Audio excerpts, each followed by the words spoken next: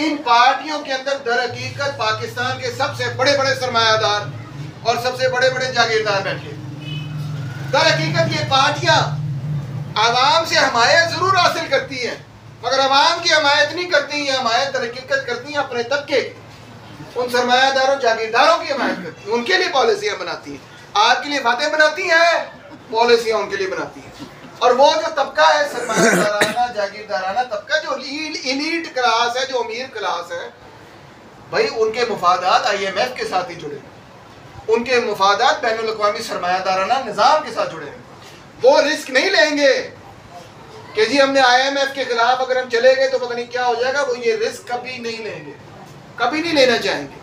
کیوں؟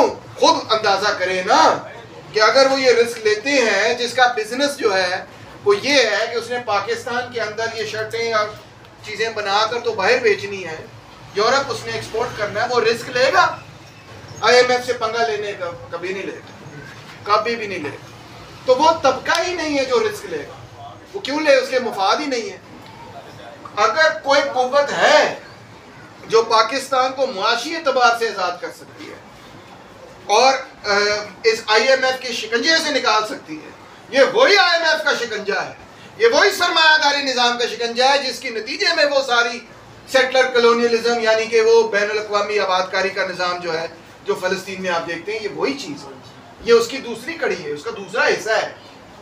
اس کو توڑنا ہے. اگر آپ کیسے فلسطین کی مدد کر سکتے ہیں؟ اٹھ کے جا کے جہاد تو نہیں کر سکتے, آپ وہاں نہیں جا سکتے, ہم بڑے دور ہیں ان سے. ہم اس طرح خدمت کر سکتے ہیں, اگر اس طرح کر سکتے ہیں کہ وہ جو نظام ہے جس کا ایک پنجہ جو فلسطین کے اندر کھبا ہوا ہے, اس نظام کو آپ اگر اکھاڑ دیں تو یہ سب سے بڑی خدمت ہوگی فلسطینیوں کے لیے بھی, نہ صرف بلکہ پوری دنیا کے محنت کشوں کے لیے, مظلوموں کے لیے بہت بڑی خدمت ہے. اس کو اکھاڑنے کا طریقہ یہ ہے کہ محنت کش طبقے کو اپنا طبقاتی شعور پیدا کرنا ہو. طبقاتی شعور سے مطلب یہ ہے, اس بات کو آپ کو سمجھنا ہوگا کہ آپ کے مفادات کیا ہیں.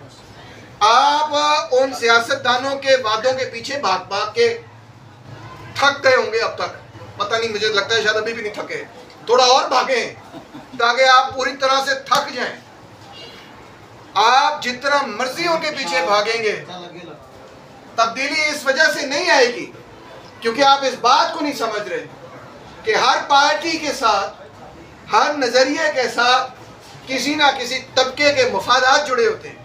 اور جب تک آپ اس چیز کو پہچان نہیں سکیں گے کہ فلاں پارٹی کے در حقیقت طبقاتی مفادات ہیں کیا, جب تک آپ شخصیت پرستی کے جادو اور طلسم سے باہر نہیں نکلیں گے, اس وقت تک آپ اپنے پیر پر نہیں کھڑے ہوں گے. آپ وہ شعور نہیں حاصل کریں گے جس کے نتیجے میں آپ ان بیڑیوں کو توڑ سکیں, آپ اپنے آپ کو آزاد کر سکیں, آپ خود مختار بن سکیں, آپ وہ انسان بن سکیں جو اپنے مفادات کو جانتا ہو. آپ ان کے جھوٹے وعدوں میں بار بار پیچھے جائیں گے. آپ کہیں گے ہائے نا بیچارے نا بڑی زیادتی ہو رہی ہے. بے نظیر نال بھی کوئی کم زیادتی نہیں ہوئی سی, ہوئی سی نا. اسی کئی بار بی بی نو بھی ووٹ دیتا ہے, اسی کنی بار پیپل پارٹی نو ووٹ دیتا ہے. پھر نواز شریف نو کڈیا, انہیں نعرہ لایا مینو کیوں کڈیا جی, لایا نا ووٹ نو عزت دیو وغیرہ وغیرہ. اسی کہا جی میاں صاحب نے بڑی زیادتی ہوئی, چلو جی انہوں نے پیچھے ٹر پو, انہوں نے پیچھے ٹر پے. ہوں اسی کہنے ہیں میاں صاحب کا مسئلہ تے حل ہو گیا ہے, ہوں عمران خان نال بڑی زیادتی ہو رہی, دیکھو جی جیل بیٹھا, چلو وہ پیچھے ہوں پھر مگر ٹور پہنچ سی, شاید کوئی بہتری آ جائے. کھ نہیں ہون لگا.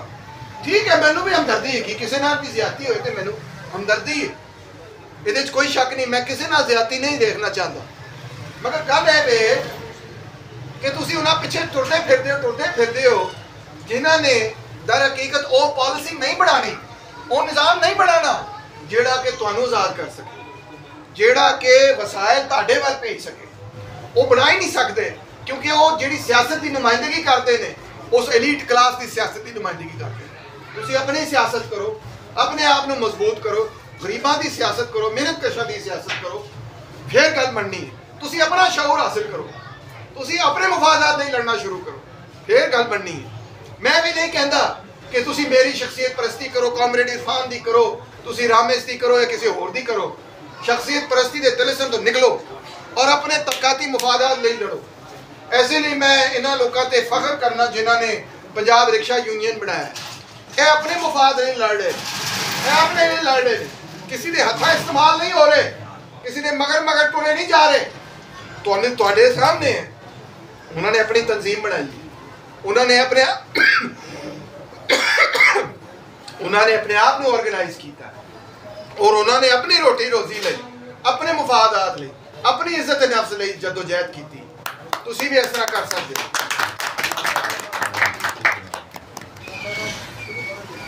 فیکٹریاں یونین بڑھاؤ، محلیاں دے وچ کمیونٹی بڑھاؤ، ایتھے دے جڑے مسائل نے او دے حوالے نال جدوجہد کرو، اپنے مسائل دے حوالے نال انہاں دے لئی جدوجہد کرنا چھڈ دیو۔ اسی تواڈے نال ہاں، شانہ بشانہ تواڈے نال جدوجہد کران گے۔ تواڈے تو کوئی مفاد نہیں لینا، تواڈے تو کوئی شے نہیں لینی۔ اسی اگر اتھے آئے ہاں صرف عوام دی خدمت کرن لئی آئے ہیں، اس نظریے نو لے کے آئے۔ یاد رکھنا سب تو بڑی گل اے نہیں کہ اسی تانوں کوئی مفاد دے سکیے، اسی شاید تانوں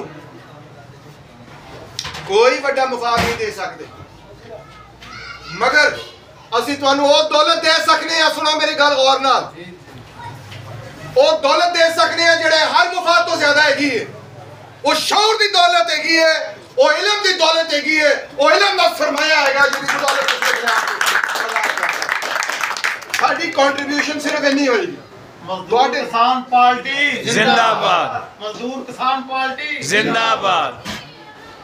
جے اسی تواڈے جو میں نہیں تانوں آزاد کرنا، میں نہیں تانوں آزاد کرنا، میں تانوں صرف وہ شعور دینا ہے جس دے نتیجے دے وچ تسی اپنے آپ کو آزاد کر سکتے۔ آزادی دی حریت دی لڑائی، محنت کش طبقے دی آزادی دی لڑائی تسا آپ لڑنی، تسی آپ آزاد ہونا ہے ایک طبقے دے اعتبار نال۔ اتوں آ کے تانوں آزاد نہیں کر سکتا کوئی مولا جٹ۔